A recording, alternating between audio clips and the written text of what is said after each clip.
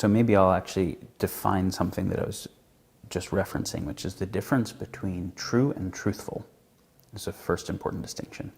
When we say someone's being truthful, what we mean is that if you're being truthful with me, it means that what you are sharing maps to what you believe, right? That there's a correspondence between the signal that you're communicating to me and what you believe is true.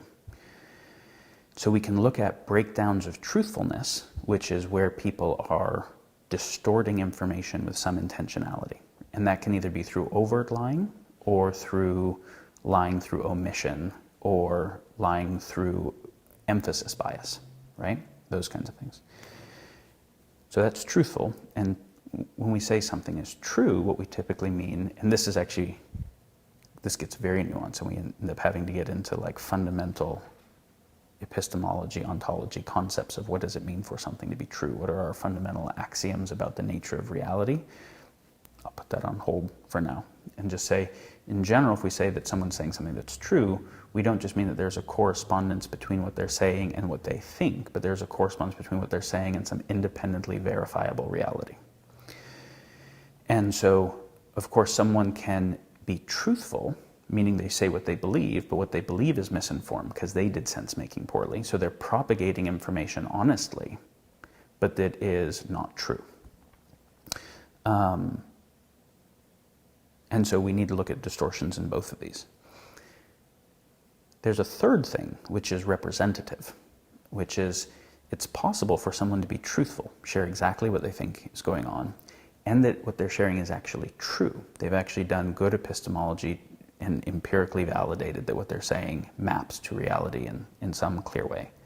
And yet, the interpretation I get from that will still actually mislead me, because the true information is not representative of the entire context well. Articles published in famous journals, peer-reviewed scientific journals like Journal of American Medical Association, 5 years later we'll see that a major percentage of them, something like 50%, are found to be mostly inaccurate. 50% is a coin toss, right? Or we see the replication crisis, or we see that the things that get studied, even if it's true information, it can be misleading, because for the most part, where does the money to fund the research come from? It's going to come within capitalism mostly, where there's some ROI on the research, and so some areas have more ROI than others. So even a bunch of true information, but that is weighted towards certain parts of the information ecology over others, create misrepresentation through preponderance of information, right? So even a bunch of true information can create distortion.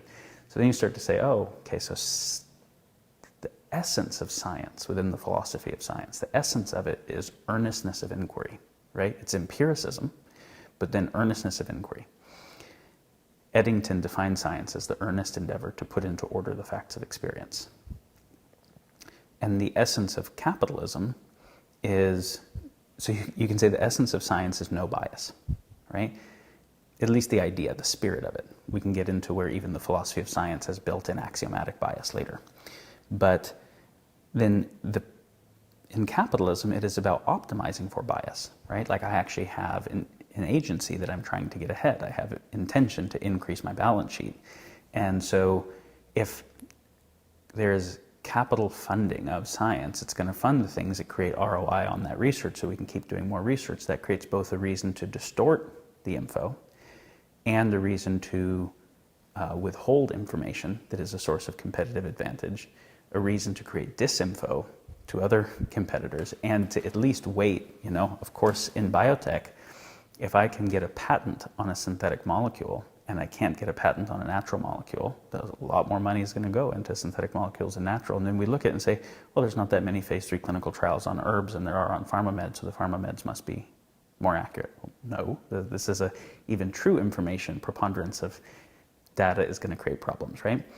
And that's actually true information that is being shared truthfully that would still be misrepresentative of reality. So this is where I have to say, do I have some sense of what the actual territory is? And do I have a sense that the map that's being created actually maps onto the territory reasonably well?